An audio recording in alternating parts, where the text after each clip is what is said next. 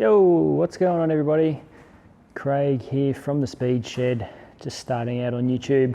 This is going to be our first video, so it's been a couple of weeks, well actually almost a month since we recorded the original footage for this video that you're going to see shortly. I just thought I should do a bit of an intro and run you through a few things and tell you a bit about myself, and then a bit about the actual footage that you're going to see shortly. So basically, there's no one else around, it's just me and the camera, doing the footage.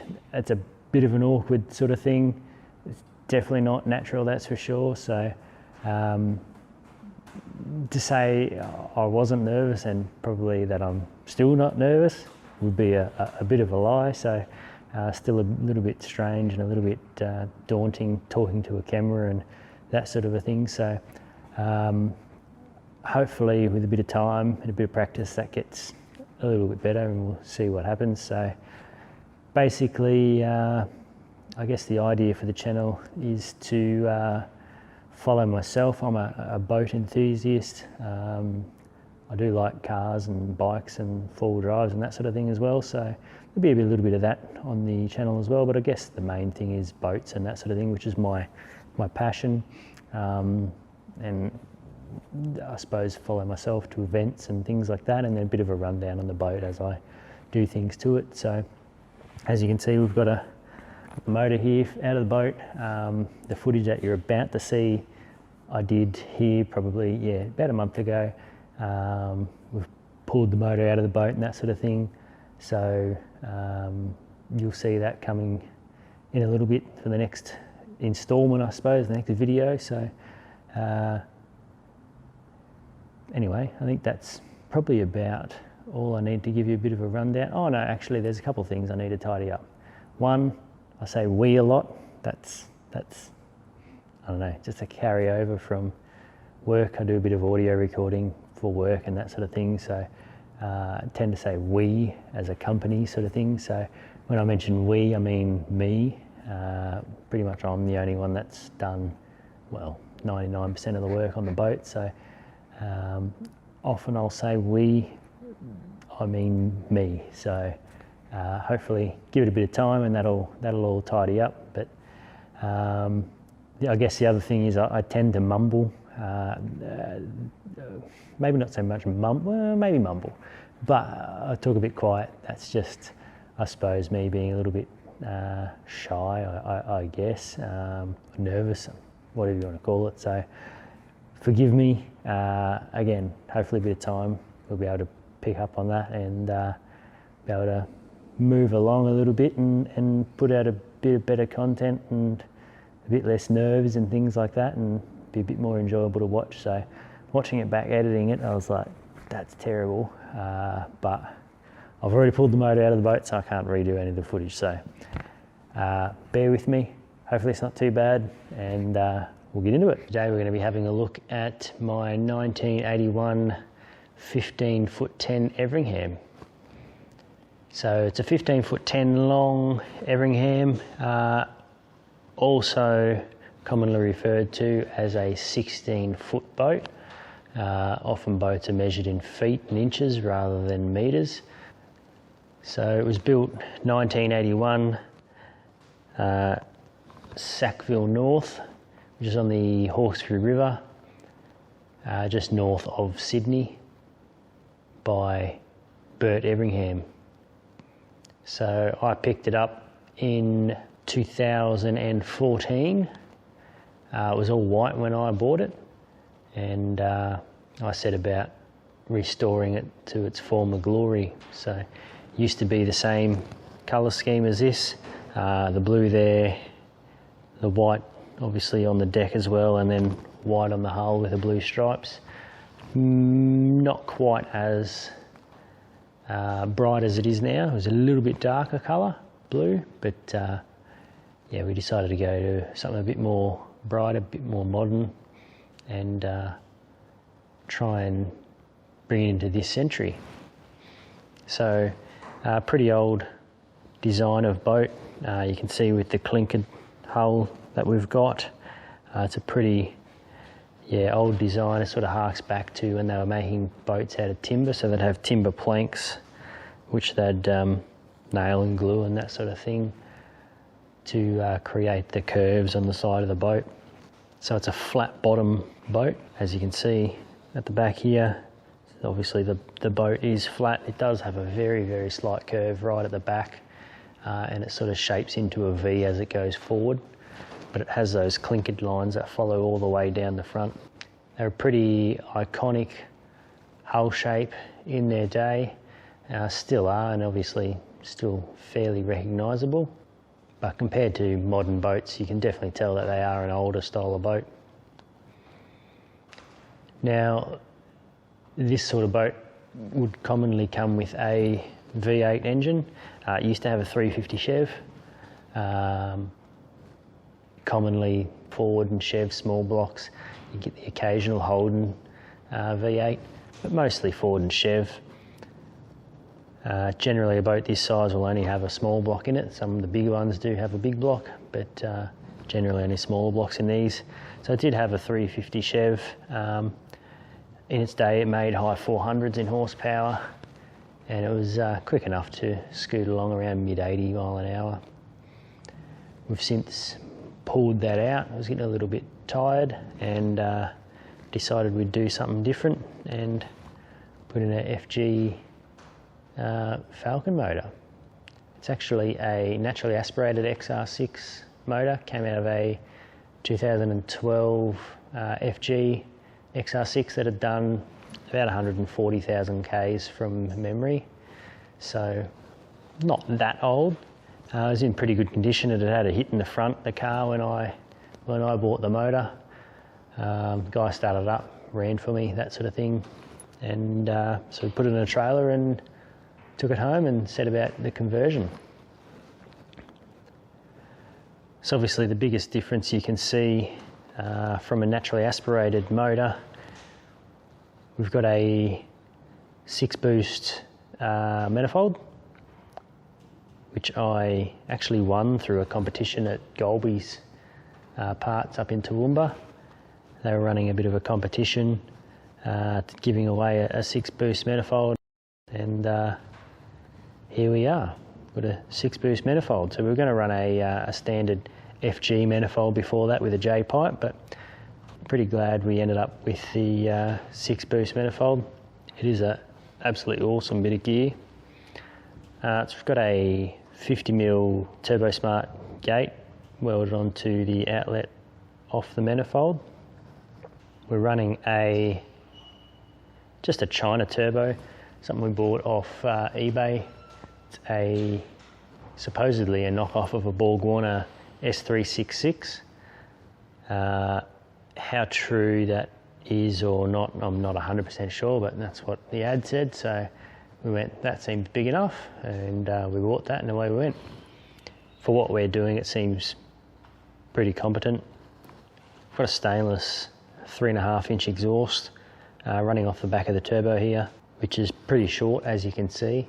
We've also got a stainless, I think it's 1.5-inch screamer pipe coming off the wastegate there.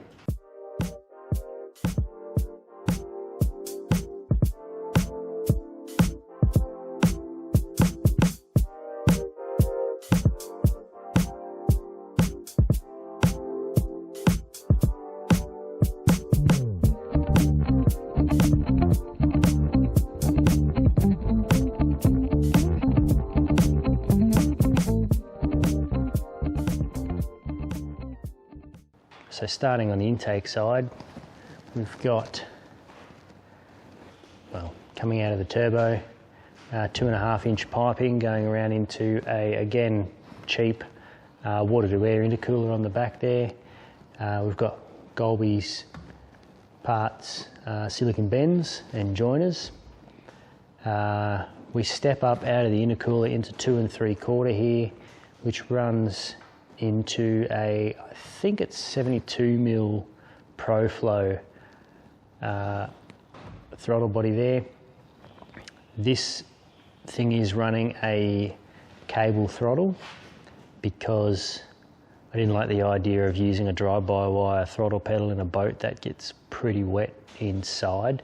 So when you get in it, you put a fair bit of water in it, you know, off your legs and your pants and that sort of thing. And it just being a small boat, it's quite shallow in the back, so it does take a bit of water over the back every now and then.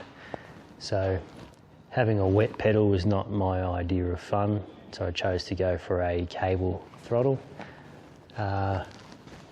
We've got a Turbo Smart compact dual port blower valve that we're only running the trumpet on one side. We've blocked the other side off.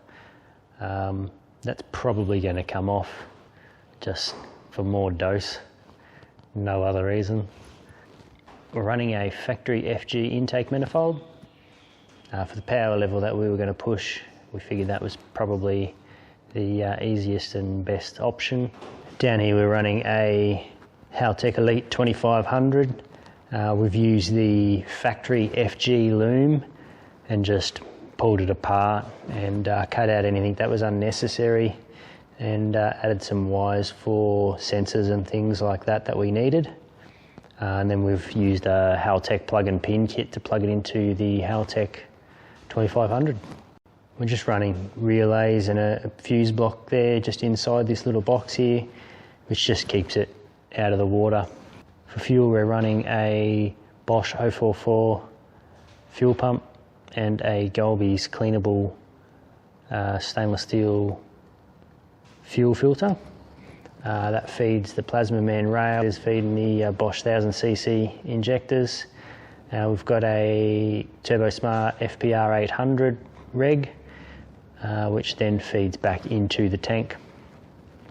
Tank we had to roll ourselves, and we bought some spun ends to weld onto there. So that was all fabricated in-house. Pretty much everything on this thing was fabricated by myself. Mounts, engine plates, pretty well everything except for the bell housing.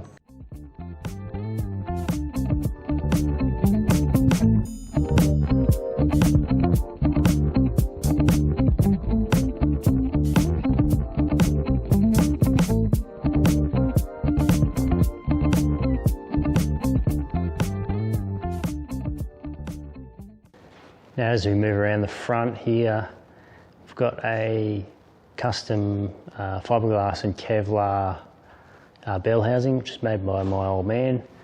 He makes model boats and things like that, so it's not too out of the ordinary for him. It was a bucket that came from Bunnings, and a little kid's plastic bowl that came from IKEA that we used as a mould, and he sort of just put that together and made it all look nice and put a flange on it so we could bolt it up to the engine plate.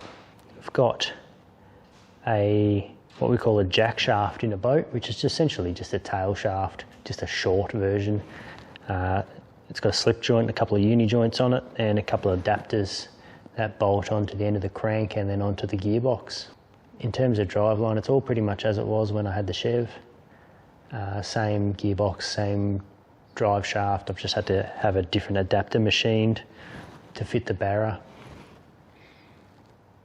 We tried to keep the engine in the same position as the Chev, figuring reasonably similar weights by the time you include the turbo and the manifolds and all that sort of thing. So we're trying to keep the weight balance around the same. So we run a AIM MXL digital dash, which picks up our Haltech signals via CAN. We also run a 14.7 Spartan 2 wideband controller, which takes care of the air-fuel ratio.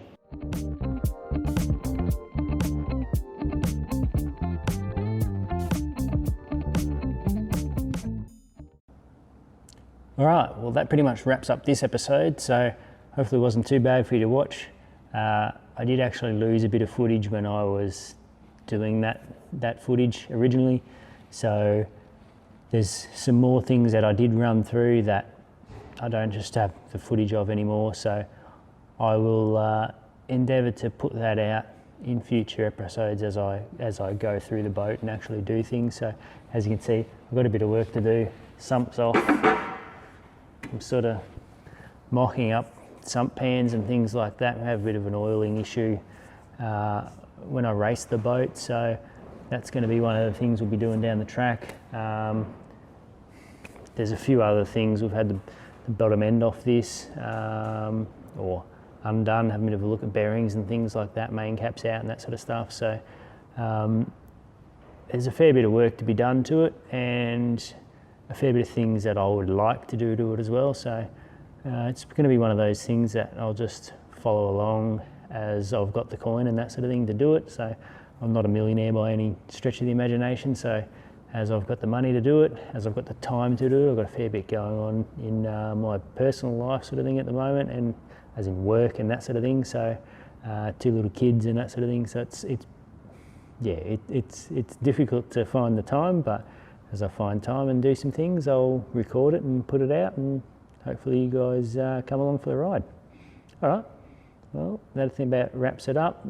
Obviously, if you enjoyed, you want to see more about the boat, or as we do things to it, like and subscribe, that sort of thing. Also, you can check out the Speed Shed on Facebook and Instagram, and also Irritation. The boat has its own page, Irritation, which is IRROTATION, and I'll put a link to those down below in the description. All right, thanks guys. Hopefully I'll catch you on the next one. See ya.